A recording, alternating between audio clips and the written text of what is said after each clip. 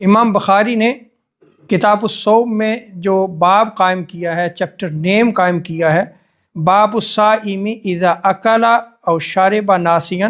کہ جب روزہ دار بھول کر کھا لیتا ہے یا پی لیتا ہے، اس کا بیان۔ حضرت ابو ہریرہ رضی اللہ تعالی عنہ کی روایت ہے،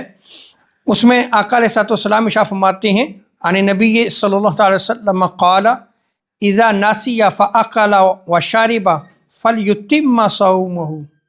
کہ حضور علیہ السلام نے ارشاد فرمایا کہ جو شخص بھول کر کھا لیتا ہے یا پی لیتا ہے،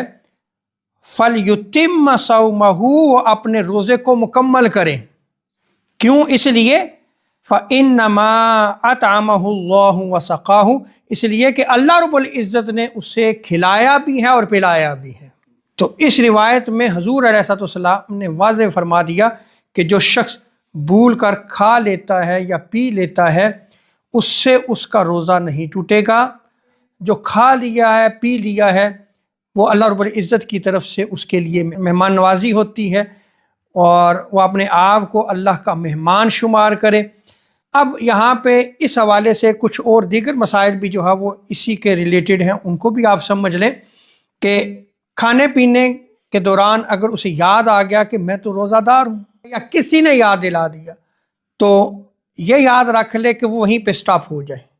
جو اس نے کھا لیا ہے یا پی لیا ہے، اس سے پہلے کہ اسے یاد آ جائے یا کسی نے یاد کرایا، وہ تو معاف ہے،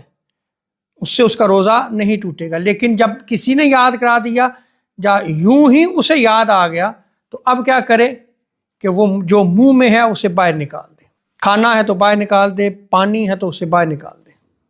پھر اگر جو ہے وہ جان بوجھ کے اگر وہ پی لیتا ہے یا کھا لیتا ہے، تو پھر اس سے اس کا روزہ ٹوٹ جائے گا اور اس پہ اس کی قضا لازم ہے۔ اور دوسرا، اگر بھول کر کھانے پینے سے اس نے گمان کیا، یا اس نے کسی سے پوچھا، عالم دین کے پاس نہیں گیا، کسی سے پوچھا، اور اس نے کہا کہ تیرا روزہ ٹوٹ گیا ہے، اور اس نے اپنے روزے کو توڑ دیا،